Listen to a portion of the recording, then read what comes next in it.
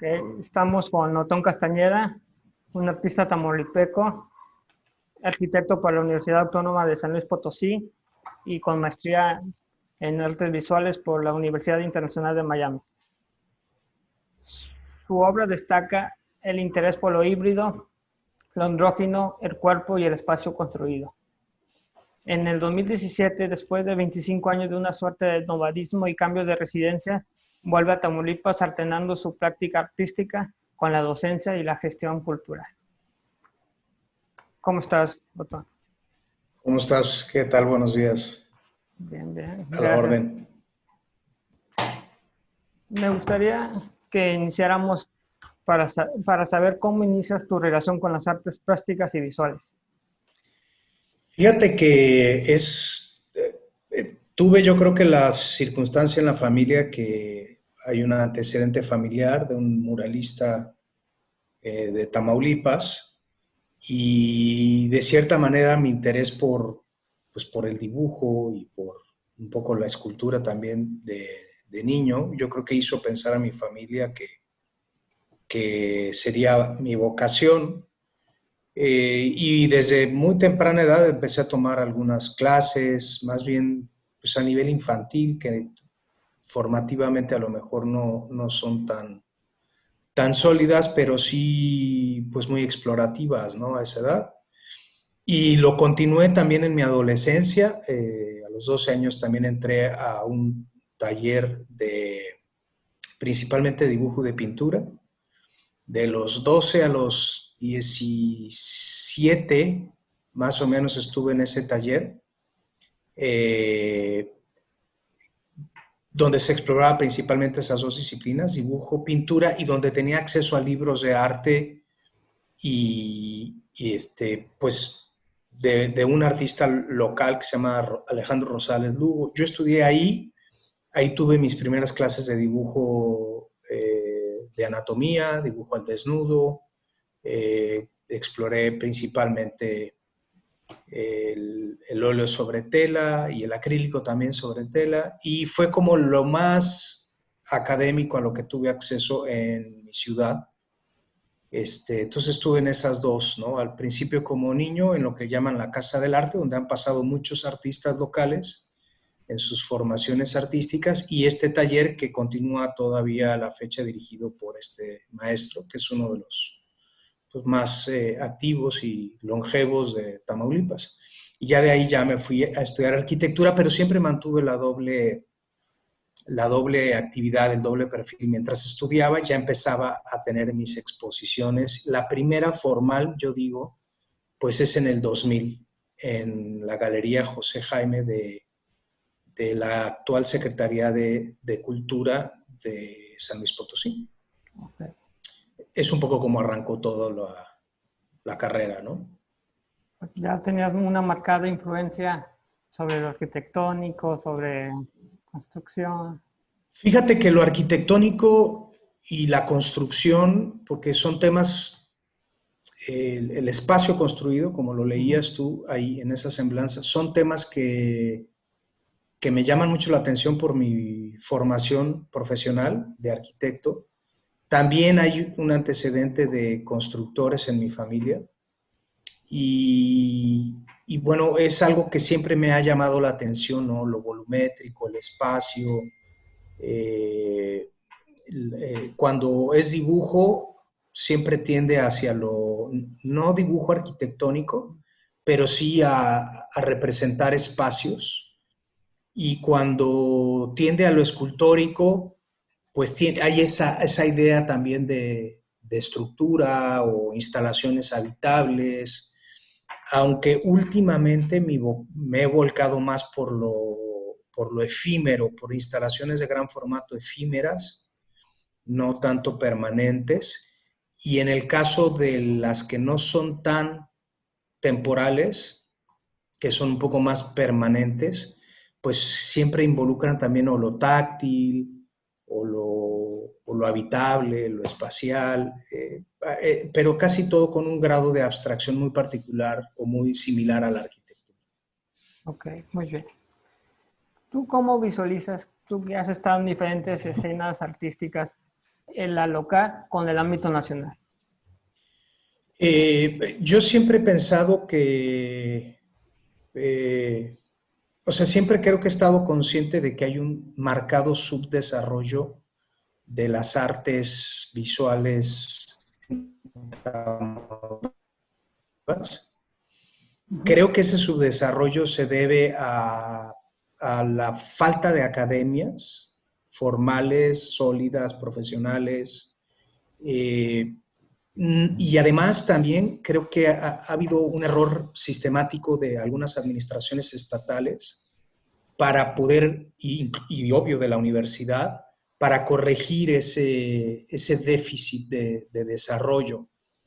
Eh, es algo que venimos arrastrando y que si en algún momento tuvimos la oportunidad de poderlo recomponer, las prácticamente las administraciones anteriores a esta, a la actual, le apostaron a crear infraestructura que vino bien porque hoy en día cada ciudad de Tamaulipas, somos un estado que tiene una configuración distinta a los estados vecinos, es decir, Monterrey es una ciudad de estado porque bien pertenece a Nuevo León, pero sigue siendo Monterrey el enclave más fuerte.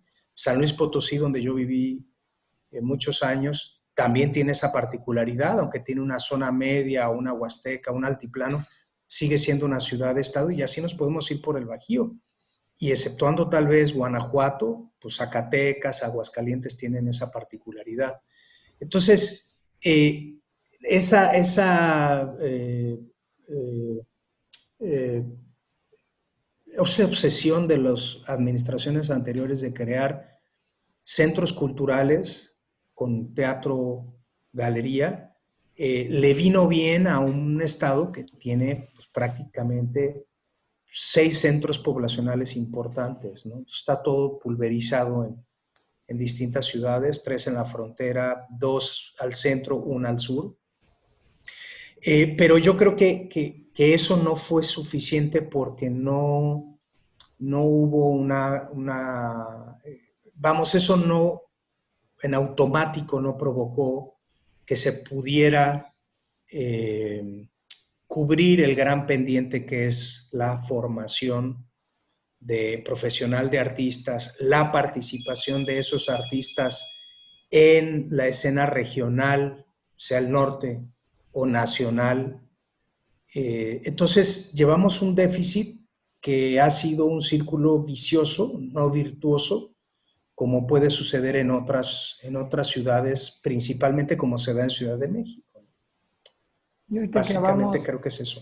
de las ciudades-estado, como decías, de Monterrey, ¿aún consideras que sí existe una centralización del arte en México o con estos esfuerzos en las ciudades como Monterrey, Tijuana, Guadalajara, Mérida, ha podido contrarrestar esta inercia? Si pudiera refrasearlo, o sea, ¿te refieres? ¿A qué te refieres? De que, de que todos sabemos que casi la mayor parte de la actividad principal artística se centra en la Ciudad de México, que Uh-huh, un artista a veces se ve forzado a emigrar de su lugar de residencia uh-huh. para poder aspirar a desarrollar una carrera artística importante en... Sí, yo creo que, mira, la escena de Monterrey para el caso norteño, o la escena de Tijuana para el caso también norteño, pero eh, en el otro extremo del país, ¿no? Comparado con Tamaulipas, pues las Californias son el otro extremo. Yo creo que son casos muy particulares. Monterrey, por su actividad económica, pues tiene un poco más consolidada su formación. Hay universidades, por ejemplo, el TEC de Monterrey tiene artes creativas que van más hacia el cine o la producción audiovisual.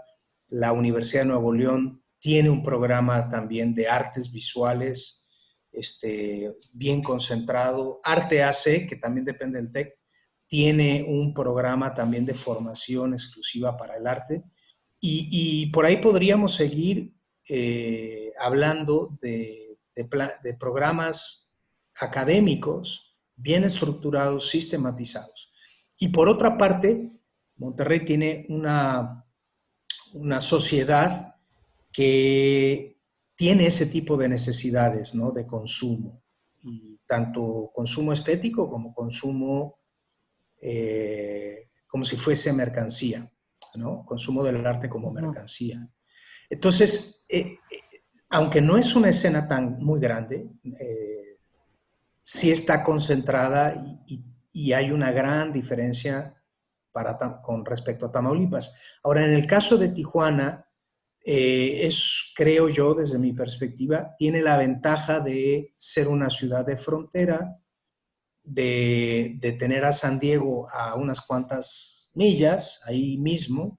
Entonces le da otra particularidad muy diferente que Matamoros. Hay que entender que la zona del Valle de Texas, donde Matamoros tiene frontera con Brownsville, o Reynosa con McAllen, o Nuevo Laredo con Laredo, pues son poblaciones también de un grado de subdesarrollo, a pesar de estar en Estados Unidos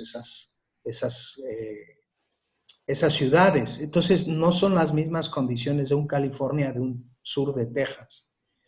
Creo que eso hace también que la frontera en Tamaulipas no haya despuntado tanto como lo hace Tijuana. Además de que hay que decir una cosa, en Tijuana hay un centro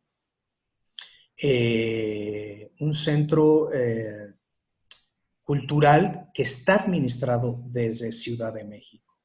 Y eso le acerca programas, una operatividad y creo que una visión que no la tenemos desde la nuestra, que ha sido de alta dependencia de lo que el Estado, la administración cultural estatal, puede o quiere hacer.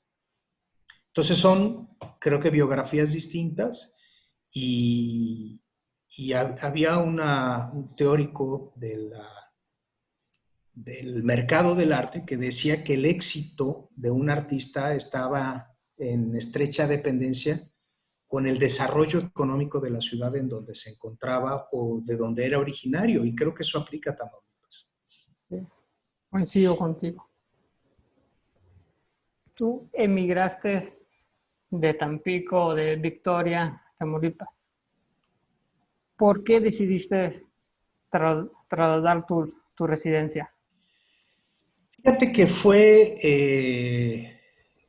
ha sido de cierta manera una decisión pensada, no pensada, planeada. Ha sido una decisión desde el principio. Yo originalmente aspiraba a estudiar artes, no arquitectura, pero implicaba una inversión económica de parte de mi familia importante para que yo pudiese ir a estudiar artes o a Ciudad de México o a Monterrey, pero pues para mí no era la opción Monterrey porque pues sabía e intuía que Ciudad de México pues estaba mucho más desarrollado. Pero por circunstancias pues no se dio así. Entonces planeé un poco el decir, bueno, si no puedo estudiar arte, ¿qué puedo estudiar que se aproxime a? Y pues con una herencia en la construcción, pues era normal que me decantara por arquitectura, también teniendo tres opciones, o era Tampico, o era San Luis Potosí, o era Monterrey. En esas tres ciudades, en dos tenía familia. Entonces eso facilitaba que yo pudiera, por lo menos en algún tiempo, emigrar a un lugar que no me costara tanto para vivir. Y decidí San Luis por la gran tradición en arquitectura que existe, histórica y contemporánea en aquella época. Entonces, esa migración fue planeada. La siguiente, que fue después de haber egresado de arquitecto a Ciudad de México, también fue planeada y fue decir, bueno, si voy a dedicarme a esto, pues me tengo que lanzar y me tengo que decidir y tengo que tomar los riesgos. Y así me fui a vivir a Ciudad de México sin ningún otro plan más que probar suerte. Y la otra inmigración, que es la que fue a Estados Unidos, a Miami, donde viví los últimos 12 años, también fue planeada y también fue bajo un alto riesgo. Yo te diría que la menos planeada es la de ir a estudiar arquitectura y las más conscientes o con cierto grado de inconsciencia, porque ¿quién se lanza a Ciudad de México o a Estados Unidos a perseguir una carrera de arte? Pues son las últimas dos, ¿no?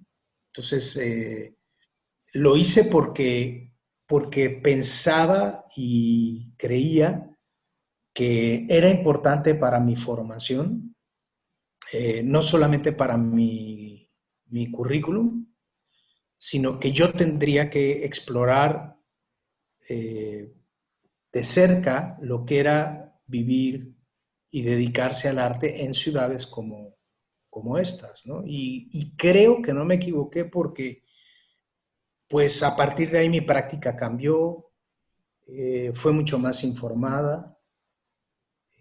Pienso que soy un poco más crítico, más consciente de lo que hago como artista.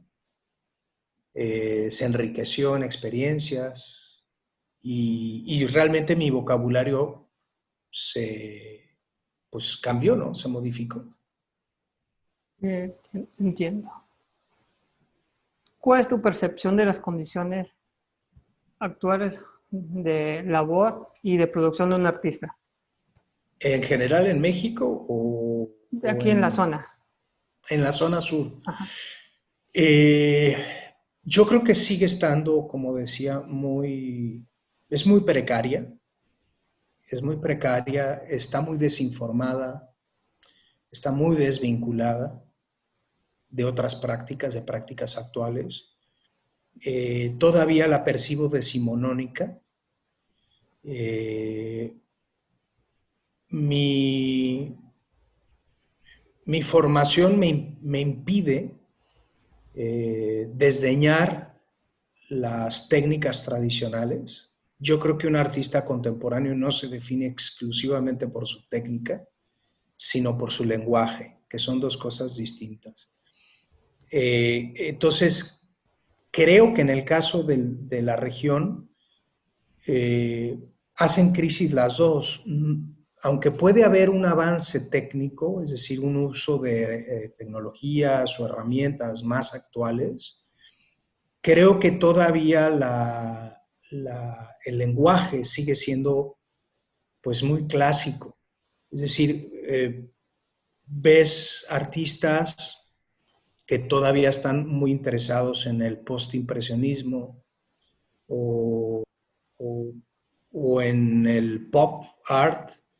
Eh, digo, yo igual lo disfruto, me parecen válidos, pero me parece que no debiesen de ser las únicas prácticas validadas o legítimas entre el público y entre los artistas.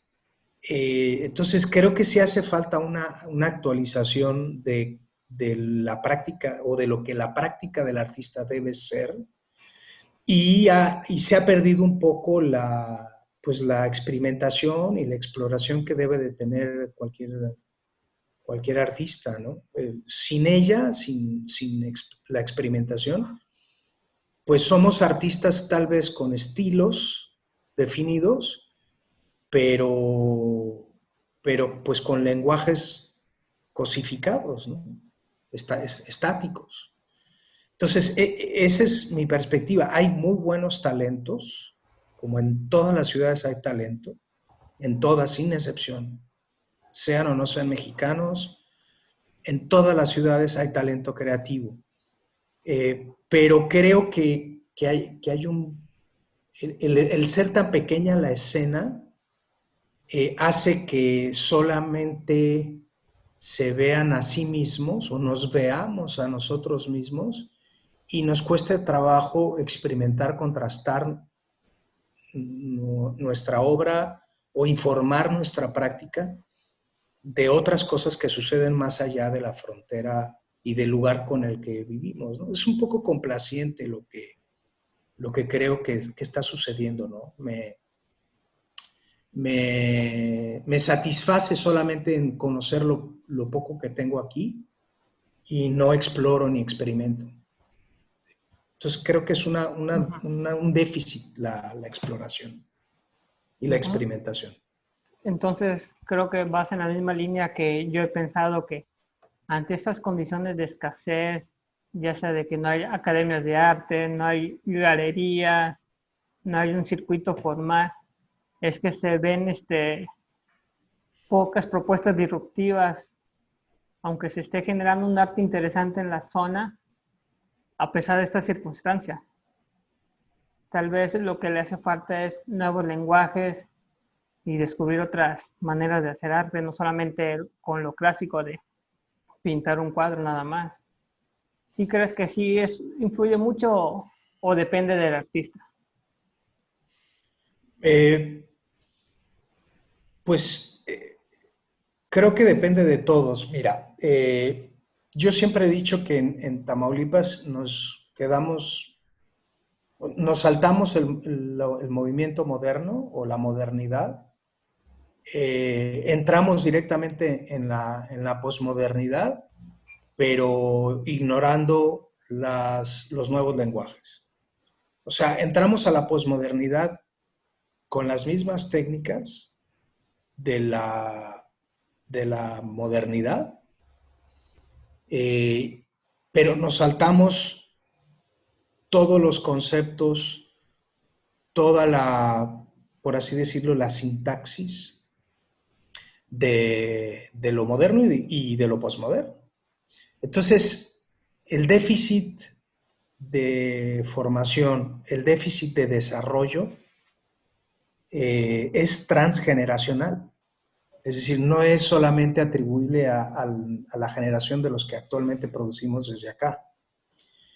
Entonces, por ahí es por un lado, ¿no? Eso ha creado también que con una sociedad que no tiene la necesidad de coleccionar, que es una sociedad poco informada y no necesariamente formada para entender la función social o las otras funciones del arte, pues es otra variable que le pega al coleccionismo o a la compra.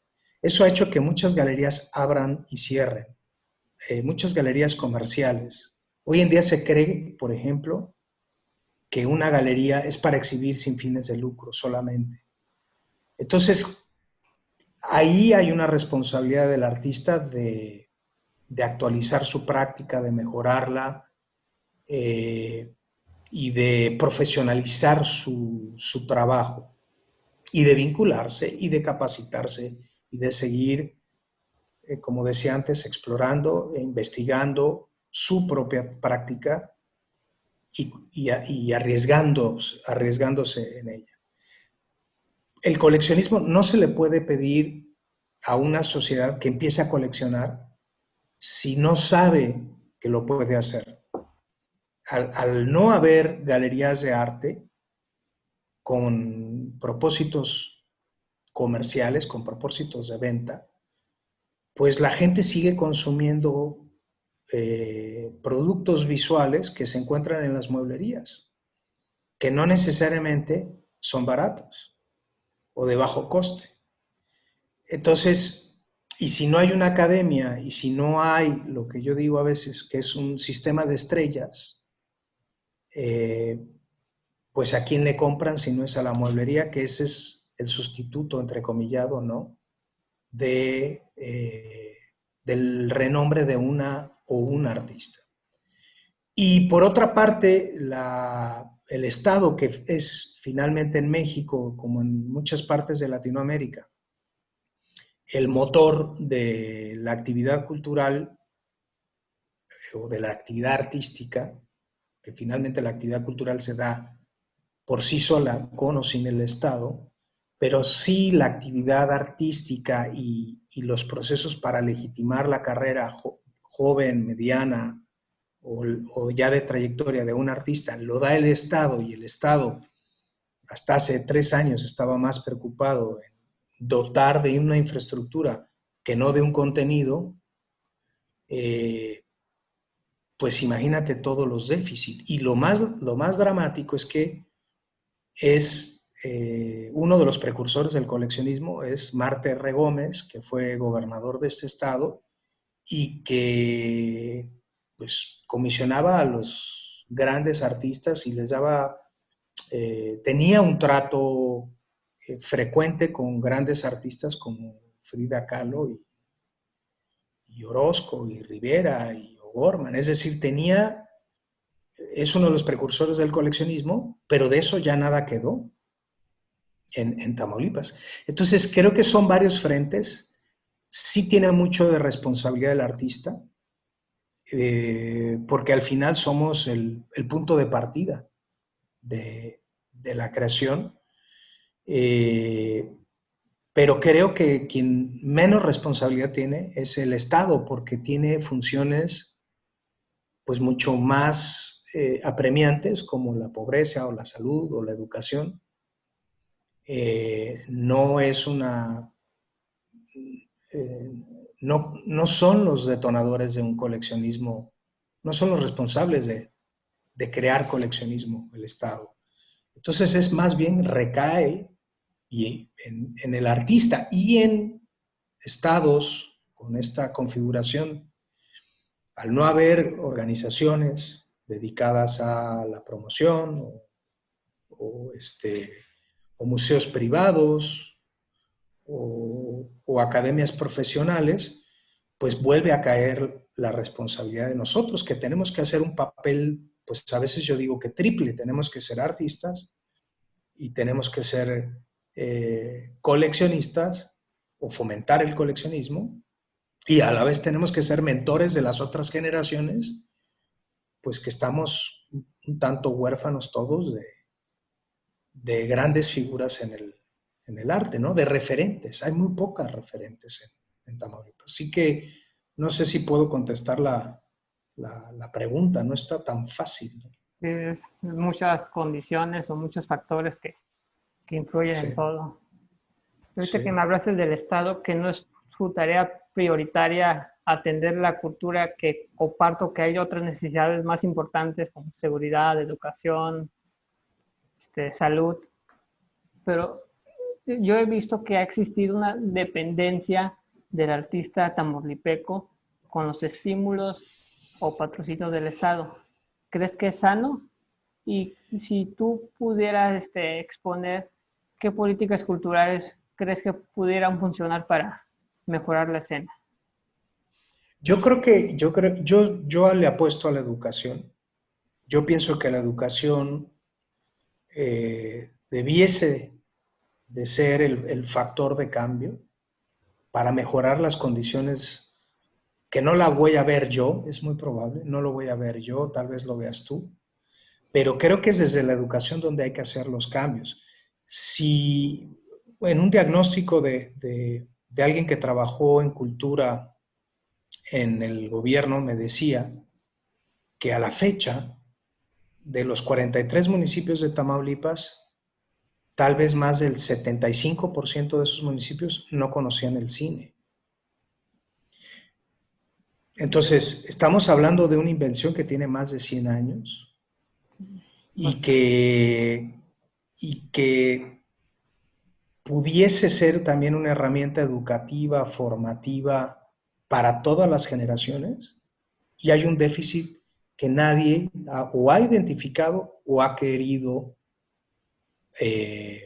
solventar. Entonces, creo que sí ha habido una dependencia muy dañina de los estímulos, y más que una dependencia económica, es una dependencia, yo diría, psicológica.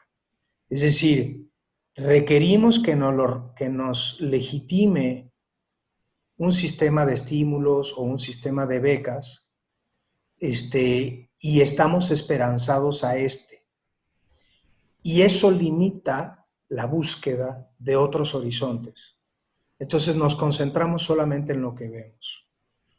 Ese es el grado que a mí me parece mucho más grave de dependencia, y es como una codependencia, porque finalmente el Estado, al también no tener referentes de orden regional o nacional oriundos del lugar, eh, no es capaz de articular un proceso de transformación del medio. Entonces el Estado depende de los artistas, y nosotros dependemos psicológicamente de ese reconocimiento o estímulo, y no somos capaces de superar esa codependencia. Entonces, yo pienso que los estímulos son buenos, yo pienso que son positivos, pero creo que deben de estar regulados. O sea, sí, yo sí creo que los convocatorios deben de salir con candados, que debe de haber, que se debe de empezar a estructurar más algo no tanto de orden económico, sino más bien de orden de prestigio, para ir generando nuevos perfiles y nuevas referencias para otras generaciones más jóvenes. Pero igual, ¿no? Si los artistas seguimos solamente mirando nuestra realidad y la contemplamos y estamos esperando la próxima edición y no hacemos cosas distintas y buscamos en otros horizontes, pues sigue el círculo vicioso del cual he referido. Los estímulos y los apoyos son buenos porque te permiten hacer proyectos o financiar algunas iniciativas que de otra manera sería muy complicado. Sí se puede hacer, tú sabes de la experiencia esta de gráfica del Golfo, que está prácticamente pues financiada, pero al final, como si fuera cualquier negocio, necesitas un capital semilla. ¿Quién pone el capital semilla? ¿No? En ese caso lo hemos puesto los que hicimos ese proyecto, pero implica arriesgar algo, y no todo el mundo está dispuesto a hacerlo por otros. Solamente lo quieres hacer contigo mismo, con tu propia carrera. Sí, lo entiendo. Es difícil cuando sabes que a lo mejor no va a haber una retribución o no vas a recuperar la inversión, pues resulta difícil. Es Y, correcto. y me comentabas de que el Estado ha hecho últimamente la labor de abrir espacios. Por ejemplo, aquí ya tiene muchos años la Casa de Cultura, la remodelaron, está el metro que es relativamente nuevo, pero ¿consideras oportuno, aparte de ustedes como espacio de Tropical Art Lab, que es ajeno al Estado, que haya más espacios y si se deben desvincular del Estado para poder experimentar el artista o debe de tener esa línea para poder legitimizar? Mira, eh, la cantidad creo que no es tan importante. Es decir, eh, la cantidad, por ejemplo, de espacios dedicados o a la formación o a la exhibición que hay en la zona metropolitana de Tampico, Madero, Altamira, a mí me parece suficiente. Es decir, a lo mejor hay 5 lugares donde o se enseña la técnica, o se enseña la historia, o se ve algo de crítica, o se puede proponer otro tipo de contenido práctico o teórico. Para mí me parece suficiente la cantidad. Es decir, más no significa mejor. Entonces, si hubiese más mejores, entonces sí sería bueno, porque empezaría a subir el estándar de los contenidos que se ofrecen en esos espacios, que hasta ahora casi todos se reducen a enseñar las técnicas. Y eso está bien, que se aprenda la técnica, es bueno, las técnicas generalmente todas tradicionales, es decir, la foto es tal vez lo más avanzado, un poco video por ahí, uno que otro profesional que lo hace de manera independiente, no tanto en un espacio, y todo lo demás son técnicas tradicionales. algunas, porque no están todas tampoco. Por eso ves una ausencia de escultores, de ceramistas, de grabadores, y polulan los dibujantes, los pintores, el graffiti. Entonces, más no necesariamente es bueno, más bien necesitaríamos mejores y más diversas espacios que atendieran distintos perfiles. Insisto, no quiero que se me lea mal, está bien que enseñen las técnicas, pero si no hay herramientas intelectuales para poder leer contextualmente, históricamente tu propuesta, pues lo que estamos haciendo son productores de eso, de artículos visuales o audiovisuales o plásticos, pero no artistas que experimenten, que desafíen, que exploren y que propongan nuevas alternativas de arte, ¿no? Digo, me parece que ese es el sentido de las artes, innovar, no solamente rehacer lo que ya se hizo. Creo que tiene que tener un gen creativo que es innovativo por naturaleza, o debiese de ser así. Entonces, cantidad no creo que sea el caso. Diversidad, mucha, falta. Tienen que ser más diversos.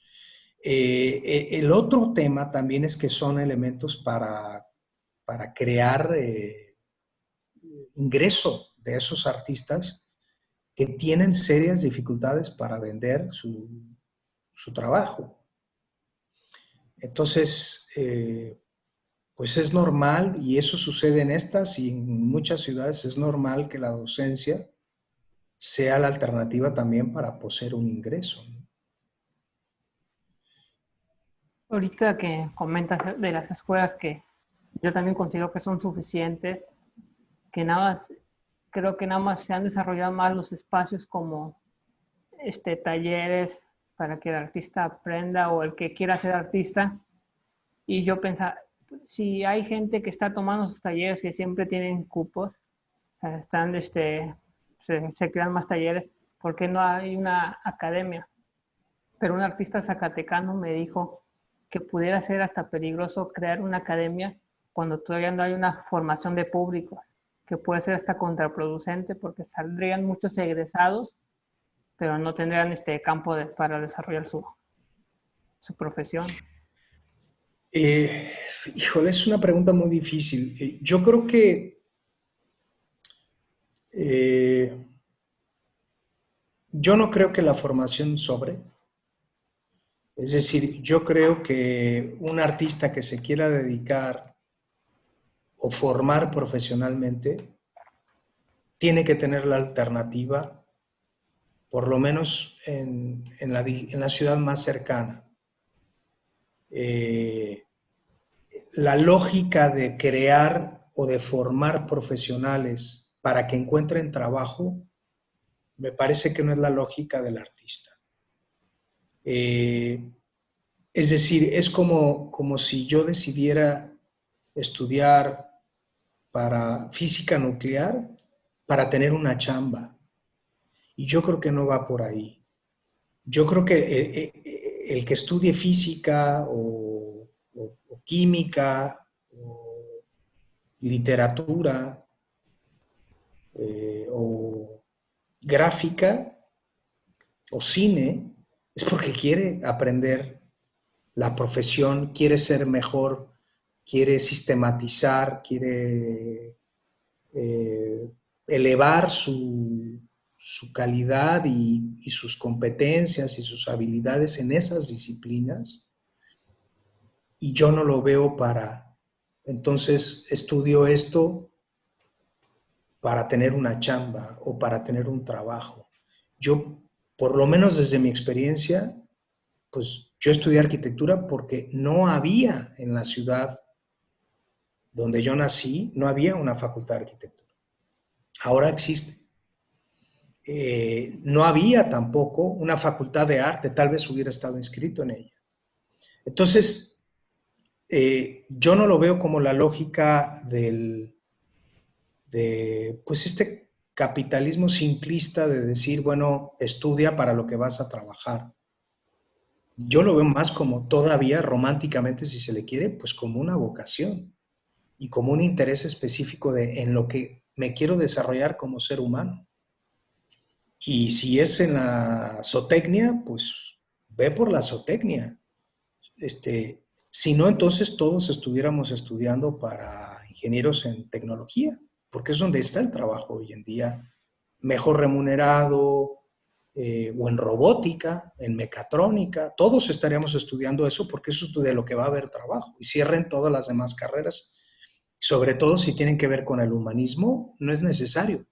Pero es que si hay un rol o hay una función social del humanismo y de las artes, lo que pasa es de que hay una incapacidad de nosotros mismos para, como individuo, reconocer su valor y su beneficio, y como sociedad igual. Pero yo no me negaría a que la facultad, por ejemplo, actual de la Universidad de Tamaulipas, eh, se replanteara sus carreras para poder albergar a aquellas y aquellos estudiantes que quieren hacer una carrera en las artes o en las humanidades. No necesariamente es estudiar una disciplina específica artística. Faltan profesores de humanidades. No hay suficientes. Concuerdo Y en contigo. Estados Unidos tampoco, ¿eh? O sea, yo vivía allá y porque yo no tenía una cantidad de créditos, no pude ser profesor de humanidades, pero hacía falta profesores de humanidades. Entonces sí hay un déficit, sí se necesitan, puesto que tiene que haber una valoración o revaloración de la función social de los humanistas, y dentro de esos van los artistas. Ya para concluir, ya hemos visto que sí hay mucho déficit respecto a todo para poder ser un artista profesional, que a veces somos amateurs o semiprofesionales. ¿Cuál crees que sea el paso, qué consejo le darías al artista emergente que empieza a desarrollar su carrera aquí en Ser, la... ser autocríticos. Creo que es la única alternativa. Yo he visto en algunos artistas jóvenes, yo también lo fui, yo creo que yo todavía lo sigo siendo en mucho, eh, pero no nos cuestionamos muchas cosas. Yo no soy, como lo dije, anti tradición, ni tampoco soy pro eh, conceptualismo, pro neo conceptualismo, pro tecnología. Yo creo que dependiendo de nuestros contextos y nuestras biografías,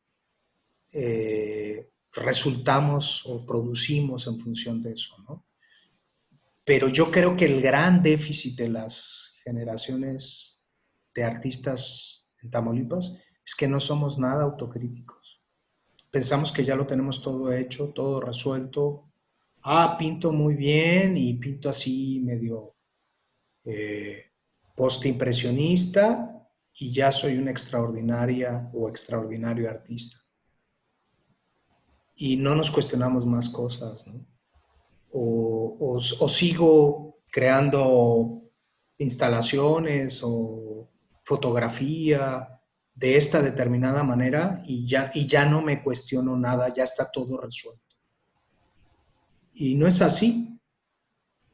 Solo por poner un ejemplo, que yo digo que debemos de ser más autocríticos, este, viendo yo por una, pues un poquito un pelo de conciencia que adquirí de la asimetría que hay entre hombres y mujeres artistas, dije, bueno, ¿Y por qué no hacer un taller, un curso, más que un taller, un curso para revisar las biografías y las propuestas artísticas de mujeres? Y me he ido, pero, yo mismo estoy impresionado de lo mal escrita que está la historia del arte. Está escrita obviando, o más bien ignorando o eliminando la mitad de la historia. Porque si yo ahorita te pregunto 10 nombres de artistas mujeres, vas a tener mucha dificultad para recordarlas. Pero si te pregunto 10 nombres de artistas hombres, vas a tener una facilidad impresionante para nombrarlos. Entonces, desde ahí, yo diría que nos hace falta mucha autocrítica, me incluyo, de decir qué es lo que no sé, porque lo que yo sé ya está y la puedo poner o plasmar en cualquier obra o lo puedo poner en práctica en cualquier proyecto artístico. Pero lo que no sé es lo más interesante. Y hay una negativa natural, creo yo, en ciertos momentos del inicio de la carrera, en la juventud, y también natural cuando ya vas aproximándote al fin de tu carrera. Y por eso vemos artistas que ya no exploran, ya no experimentan, solamente repiten su estilo. Yo digo que se copian a sí mismos. Entonces sí es todo un reto para el artista en general cuestionarse.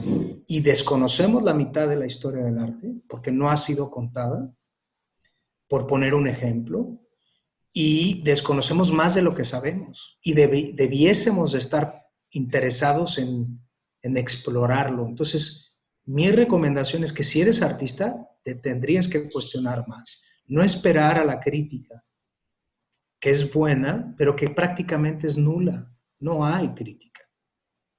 No existe en México una crítica de arte, pues exceptuando a lo mejor el Instituto de Investigaciones Estéticas de la UNAM, un pequeño grupo pues a lo mejor de críticos o de curadores, pero pues muchos también están permeados por el mercado, por la escena internacional, por lo que ya está legitimado en los circuitos dominantes o en el propio circuito de Ciudad de México. Entonces la verdad que es un reto de 360 grados, esférico. Sí, es algo una labor muy ardua. Sí. Pues, pues muchas gracias, Otón, por tu tiempo y tu experiencia que nos la compartiste. No, gracias a ti, Alonso, por la entrevista y ojalá y sirva de algo. Bueno, Bueno, estés bien. gracias. Hasta Hasta luego. luego. Bye.